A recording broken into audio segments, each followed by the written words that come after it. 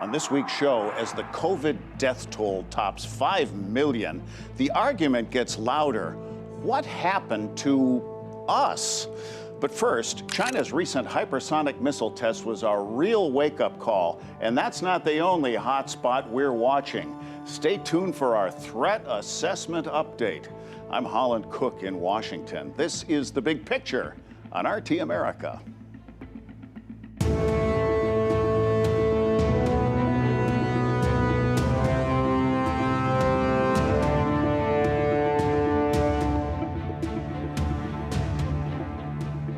Joint Chiefs Chairman General Mark Milley told Bloomberg TV what China is up to is, quote, very concerning.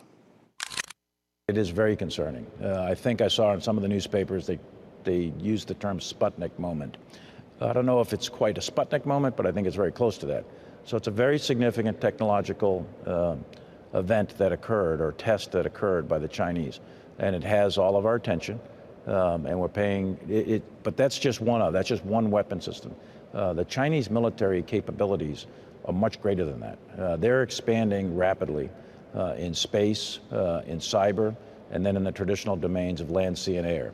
And they have gone from a peasant-based infantry army that was very, very large in 1979 to a very capable military that covers all the domains and has global ambitions. So China is very significant on our horizon. Was this a Sputnik moment? Let's ask John Sidolides, geopolitical strategist at Trilogy Advisors. And John is a diplomacy consultant to the Department of State and former Pentagon official and RT contributor Michael Maloof. Gentlemen, welcome. Good to see you. Thank you. General Milley speaks of China's threat in space, cyber, and land, sea, air. In that order, when President Trump established the Space Force, the idea seemed half-baked, and he got a horse laugh from late-night comedians who called it the space farce. Michael, is there a there? Are people walking around the Pentagon in Space Force uniforms? Is there a distilled mission? Well, I think that you're going to be seeing some change in the uniform for the Space Force. However, it is a very real issue, and what we're seeing ultimately is that with the threats that are coming from space, ultimately we're going to have to get into a mindset of actually establishing platforms in space that can ultimately meet the threats, such as with hypersonics. Hypersonics, even though it might orbit, is maneuverable, unlike a ballistic missile. And this makes it even more dangerous, more unpredictable. And if you're going to hit something before it hits land, knowing all of these variables, it's got to be a platform that can launch from space. We're talking about the old SDI. Sure, yeah. Space Defense Initiative. At the time when it was raised between Reagan and Gorbachev, it was a bluff.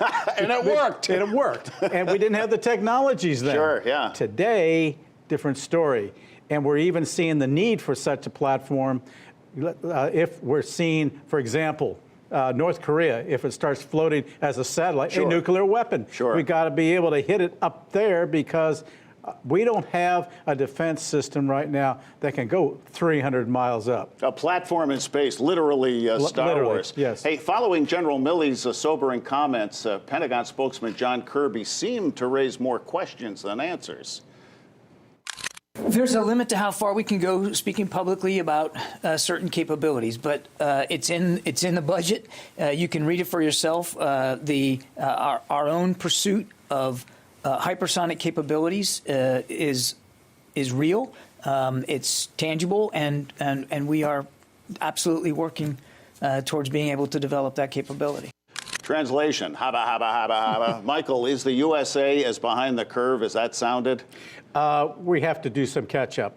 It is a technology for which we have no defense, and it's something that when you have an offensive platform, you've got to be able to have a counter to that. Gotcha. John, how does something like this make the USA look on the world stage?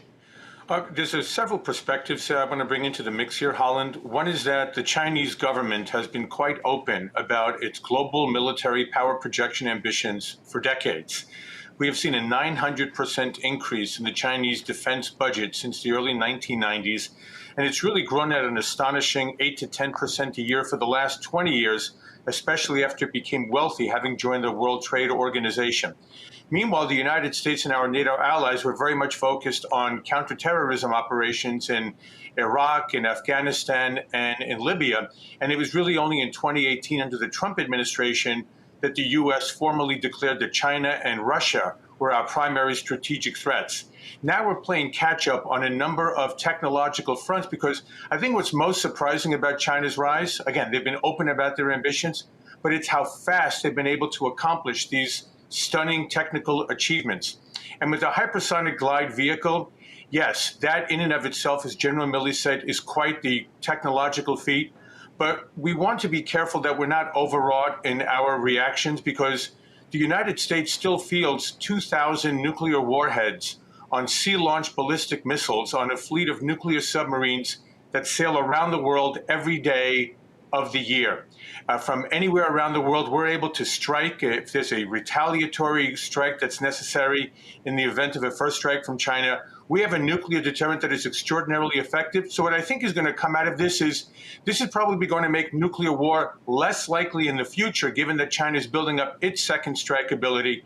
The problem is it could make conventional war over Taiwan or another hotspot more likely if all the great powers fear that there's no serious tripwire to a nuclear exchange. Well, General Milley also spoke of Chinese cyber aggression. John, my dad fought in World War II, a conflict waged with rifles and bombs. Back to the future, when hackers half a world away can paralyze us. Often we're told these attacks originate in Russia. John, is China any less a cyber threat?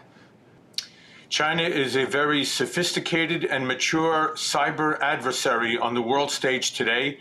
We saw this here in the United States. I think it was in 2013, Holland, when the Federal Office of Personnel Management was hacked by Chinese hackers, exposing the secret records of millions of federal employees, including those involved in the military and in the intelligence networks. And again, the Biden administration openly faulted Chinese hackers for the massive attack on Microsoft Exchange servers earlier this year. And there are also other attacks against the Linux software operations that many companies use in the United States, as well as government agencies, and also attacks against our allies, whether it's countries such as India, for instance, or Japan. So we've seen a much more aggressive cyber strategy on the part of China, whether it's formally sanctioned or not. They're operating out of China, and my sense is none of this happens without the informal or formal approval of the Chinese Communist Party. We are speaking with geopolitical strategist John Sidelides and former Pentagon official Michael Maloof, updating the threat assessment they both gave us here 1 month ago, when hotspots we discussed included something else General Milley referred to, reacting to that hypersonic missile test, a land grab in the South China Sea dubbed Mischief Reef. If you missed that episode, you can see it on demand where you'll find all our shows at youtube.com/thebigpictureRT. Michael, let's talk Turkey, which with U.S. relations unraveling, lots to unpack there. Talk about ambassadors shown the door, fighter jets, and the future of NATO. Yeah, it's a mess. And Erdogan, the president of Turkey, basically walked back the threat to kick out the U.S. ambassador and nine others. But he was trying to assert himself at a time when the Turkish economy is tanking in many respects. He's lost half the value of the lira, and he's trying, for internal political reasons, to maintain his political future, and he's doing that by playing both the United States and Russia off against each other. That's why you're seeing him play this game back and forth with the S-400s, which he's in a battle right now with Biden. They supposedly have arranged now to have a talk between staffs on the issues that are between the United States and Turkey, but it does show that there is still major problems, and increasingly we're seeing Turkey look more and more eastward. So this is going to be a problem. Briefly, how does NATO figure into this? Well, NATO is in the middle of it. If Turkey walks, it could really bring it down. But having this kind of tension between the United States and Turkey, and they're also seeing Turkey and Greece going at it. This really shows a quaking of NATO. John, this is a worldwide pandemic we're living through, which may be a years-long event, the most tangible consequence of which to our viewers and listeners is these supply chain interruptions that already crimp Christmas shopping and pose bigger picture threats. Like COVID, this too is a worldwide problem. But I got about a minute, and I can't leave without asking you, John, has the supply chain been weaponized, or could it be? Well, it could be. I don't think it's a weaponization process that we're undergoing right now. I think this is more the ripple effects of terrible government incompetence across the West and in Asia, given the lockdowns of so many economies for so long, that naturally were going to disrupt global supply chains and may keep them disrupted as a matter of bad domestic policies here in the U.S. and other countries. But China has already weaponized its supply chain control over rare earths, having punished Japan for diplomatic trespassing around 10 years or so ago. And I think many in Washington and in European capitals are very concerned about China's increasing control over European ports, over global mining operations, and acquiring significant stakes in food and other natural resource commodity production, that if it felt, quote unquote, offended by the actions of other countries, it might seek to punish those countries by disrupting supply chains to those particular markets. They've done it in the past. There's no reason they wouldn't do it again in the future. John Cittadini's Trilogy Advisors, former Pentagon official Michael Maloof, thank you both for stepping into the big picture.